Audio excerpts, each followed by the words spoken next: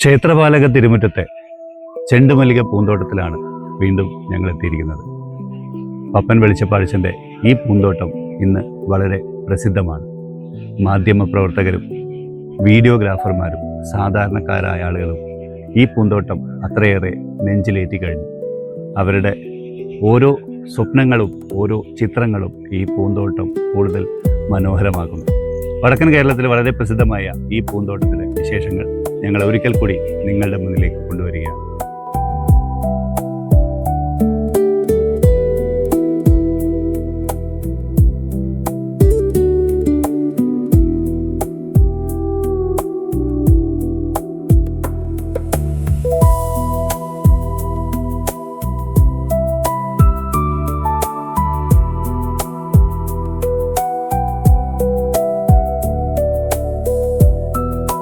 വീണ്ടും ന്യൂസ് നെസ്റ്റിന് വേണ്ടിയിട്ടൊരു ചെറിയ സമയം പട്ടണ് ചെലവഴിക്കുകയാണ്.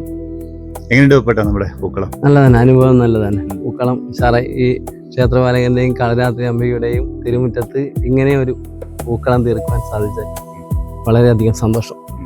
എന്തുകൊണ്ട് പറഞ്ഞാൽ കായിക അധ്വാനത്തിൻ്റെയും മാനസിക അധ്വാനത്തിൻ്റെയും ഒരു പ്രതിഫലം ദേവീ ദേവന്മാർ എനിക്ക് തന്നു. അങ്ങനെ എനിക്ക് പറയാൻ പറ്റും. ഈ തിരുമുറ്റത്ത് നട്ടത് കൊണ്ട് അത്രയും ഭംഗിയാവുകയും ചെയ്യാൻ പറ്റും. ഇത് ഒരു ആരും ചെയ്യാത്തൊരു കൃഷി രീതിയായിട്ട് മാറിയിരിക്കുന്നു. ഇപ്പം എല്ലായിടത്തും വന്നു എങ്കിലും തമിഴ്നാട്ടിലും അവിടെയും ചെയ്യുന്ന ഒരു കൃഷിയാണ്. ഇതിനെക്കുറിച്ച് കൂടുതലൊന്നും അറിവില്ല. എങ്കിലും മറ്റുള്ളവരുടെ ഒരു കാഴ്ചപ്പാട് ഇത് എന്തായിരിക്കും എന്നുള്ളൊരു മാനസികമായിട്ട് അവരുടെ മനസ്സിലുണ്ടായിരുന്നു. പൂ പിടിക്കുവോ അല്ലെങ്കിൽ അതിന് ശേഷമായിക്കോ, ഓണത്തിന് ശേഷമാവോ പൂ പിടിക്കൽ.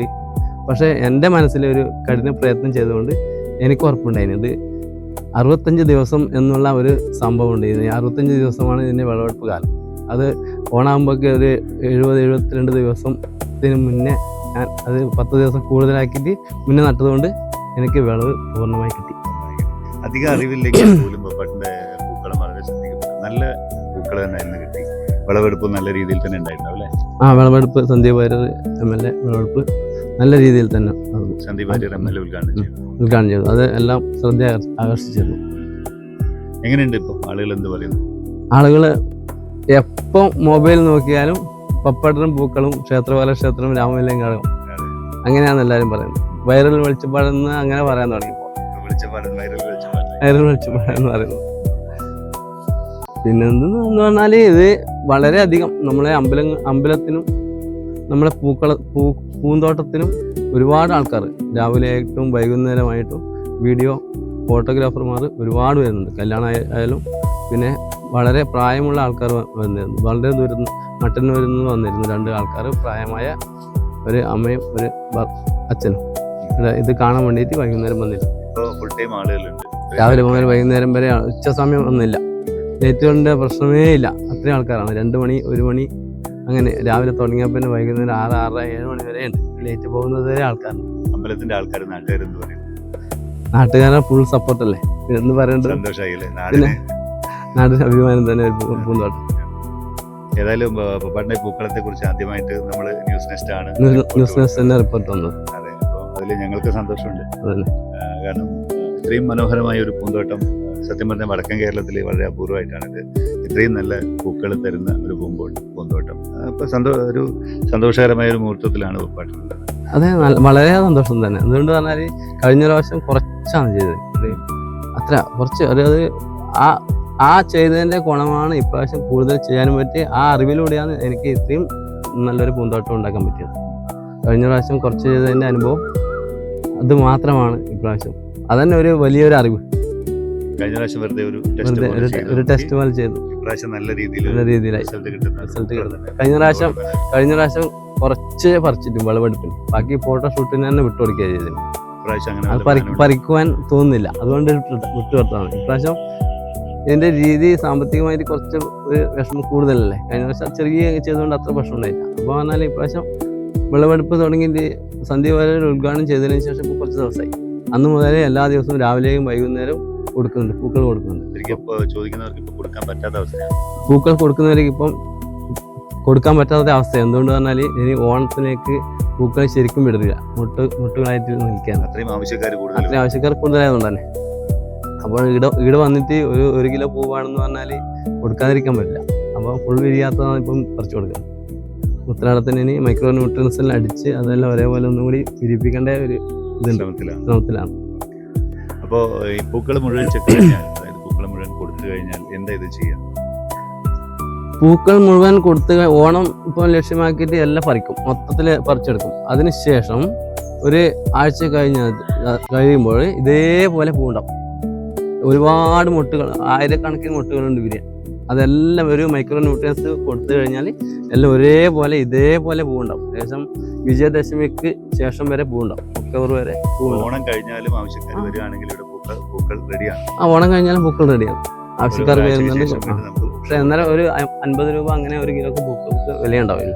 പക്ഷെ എന്നാലും വേണ്ടി എല്ലാവർക്കും കൊടുക്കാം, ആവശ്യക്കാർക്ക് സമീപിക്കാവുന്ന. മാല കോർത്തിട്ട് ചെയ്യേണ്ടവർ ഇവിടെ വരിക, നമ്മൾ പറിച്ചു തരും, നിങ്ങൾക്ക് ഓർക്കുക. എനിക്ക് ആ സമയം കിട്ടൂല, അതുകൊണ്ടാണ്. ഓണത്തിന് ശേഷം നശിപ്പിക്കാൻ താല്പര്യം? ഓണത്തിന് ഇല്ല, സാധാരണ തനേ പോകുന്നതിന് ശേഷമേ അത് പൂട്ടിയാൾക്കും. അതിന്റെ കാലാവധി പൂർത്തിയായി അത് നശിച്ചു പോകുന്നത് വരെ അതുണ്ടാവും, ഒരു അമ്പലത്തിലുണ്ടാവും സംരക്ഷിക്കാൻ. അപ്പൊ എന്താ പപ്പട്ട് നമ്മുടെ ന്യൂസ് നെസ്റ്റ് ചാനലിനോട് നമ്മുടെ ആളുകളോട് എന്താ പറയാ? ന്യൂസ് നെസ്റ്റ് ചാനലിന് നല്ലത് തന്നെ. അത് ആദ്യമായിട്ട് ഇവരാന്നത് പുറത്തുവിട്ടില്ല. പിന്നെ എന്താ എല്ലാം നല്ലത് തന്നെ. ഇപ്പം ഇവിടെ ഇങ്ങനെ ചെയ്തതിന് ശേഷം നമ്മളെ ഈ ഉദൂര് നാടിന് തന്നെ ഒരു പേര് എല്ലായിടത്തും എത്തി. അത് ഈ ക്ഷേത്രപാലകന്റെയും കളരാത്ത അമ്പയുടെ ഒരു കടാക്ഷം എന്ന് എനിക്ക് പറയെങ്കിൽ, ഞാനൊരു ഭക്തനായത്, ഒരു വെളിച്ചപ്പാടനായതുകൊണ്ട്, ദേവനർത്തകനായതുകൊണ്ട് എനിക്ക് അങ്ങനെ പറയെങ്കിൽ, ഇത് എൻ്റെ കഴിവാന്ന് എനിക്ക് ഒരിക്കലും പറയെങ്കില്ല. മീഡിയകൾ, എല്ലാ മീഡിയകൾക്കും ഇവിടെ വന്ന് ഈ പൂക്കളം എടുത്ത എല്ലാ മീഡിയകൾക്കും ഞാൻ എൻ്റെ നന്ദി രേഖപ്പെടുത്തുന്നു. അത് എനിക്ക് ചെയ്യാതിരിക്കാൻ പറ്റൂല. ഇല്ല, എടുത്തു പറഞ്ഞാൽ അത് ചിലപ്പോൾ വിട്ടുപോയിട്ടുണ്ടെങ്കിൽ അത് അവർക്ക് വിഷമാവും. എൻ്റെ സന്തോഷത്തിനിടക്ക് നിങ്ങൾക്ക് വിഷമം ഉണ്ടായിക്കൂടാ. മീഡിയക്ക് എന്തുകൊണ്ട് പറഞ്ഞാൽ വെളിച്ചപ്പാടിനെ തന്നെ ഒഴിവാക്കി എന്ന് പറഞ്ഞെങ്കിൽ എനിക്കത് വലിയ മനസ്സിലായ വിഷമം. ഏറ്റവും കൂടുതൽ സന്തോഷമുള്ളൊരു സമയമാണ് ഈ പൂക്കളം ഉണ്ടാക്കി തീർച്ചയായിട്ടും. അതൊരു വിഷമം മറ്റുള്ളവർക്ക് ആകാൻ പാടില്ല. എല്ലാവർക്കും നന്ദി രേഖപ്പെടുത്തുന്നു. വരുന്നവർ പോകുന്നവർക്ക് എല്ലാവർക്കും. ഫോട്ടോഷൂട്ടിന് വരുന്നവരുടെ എന്തെങ്കിലും പ്രത്യേകിച്ച് അഭിപ്രായങ്ങൾ പറഞ്ഞു കേട്ടിട്ടുണ്ട്? ഏറ്റവും കൂടുതൽ പറയുന്നത് ഇനി ഇതിന്റെ ഇരട്ടി ചെയ്യണം. അടുത്ത വർഷം ഇതിന്റെ ഇരട്ടി ചെയ്യണം. പിന്നെ അതിന്റെ കൂടെ ഒരു വെള്ളപ്പൂവോ അല്ലെങ്കിൽ വെറൈറ്റി എന്തെങ്കിലും ഉണ്ടെങ്കിൽ അതും ചെയ്യണം. തീർച്ചയായിട്ടും ഒരുപാട് സ്ഥലങ്ങളുണ്ട്. ഇതിന്റെ ഇരട്ടി തന്നെ അടുത്ത പ്രാവശ്യം ചെയ്യാൻ പറ്റും. അതിനെ ഇതിൽ നിന്ന് സംരക്ഷിച്ച് വെക്കുമോ അല്ല പുതിയതായിട്ട്? ഇല്ല, തൈകൾ വാങ്ങും. നമുക്കത് ഹൈബ്രിഡ് ആയിട്ട് നമുക്ക് മുളപ്പിച്ച ചില സമയത്ത് നമ്മളടുത്ത് ക്ലിയർ ആവണമെന്നില്ല. അത് അവർ തന്നെ ചെയ്താൽ ആ തൈ വാങ്ങുന്നതാണ് നല്ലത്. എന്തുകൊണ്ട് പറഞ്ഞാൽ നമ്മൾ ചില സമയത്ത് കൃത്യമായിട്ട് പരിചരണം നമുക്ക് കൊടുക്കാൻ പറ്റില്ല. ഹൈബ്രിഡ് തൈകൾ വാങ്ങുന്നതാണ് ഇഷ്ടം. അതുകൊണ്ട് തന്നെ വിത്ത് മുളപ്പിച്ച് നമുക്കത് അത്ര ക്ലിയർ ആയിട്ട് എടുക്കാൻ പറ്റില്ല ചില സമയങ്ങളിൽ. എനിക്ക് ചില സമയത്ത് ആവുമായിരിക്കും, പക്ഷെ എനിക്ക് അത്രയും മനസ്സിനൊരു ഇതില്ലതുകൊണ്ട് ചില സമയത്ത് ചെയ്യുമായിരിക്കും. പക്ഷെ ഞാനതിന് മെനക്കെടുന്നില്ല. അതുകൊണ്ട് പറഞ്ഞാൽ അത് ബുദ്ധിമുട്ട് തന്നെ. ഇത് നഴ്സറിക്കാർക്ക് നഴ്സറി അവർ ചെയ്യുന്ന ഉള്ളിൽ തന്നെ ചെയ്തു വെക്കുന്നതല്ലേ. നോക്കും, നമ്മളൊരു വൈറ്റിന്റെ വിത്ത് കൊണ്ടുവന്നിട്ടുണ്ട്. ആ വൈറ്റിന്റെ വിത്ത് ഒന്ന് പരീക്ഷണാടിസ്ഥാനത്തിൽ ഒന്ന് മുളപ്പിച്ച് നോക്കും. ഏതായാലും മനോഹരമായൊരു പൂന്തോട്ടമാണ് വെളിച്ചപ്പാലസിനോട് ഒരുക്കി വെച്ചിരിക്കുന്നത്.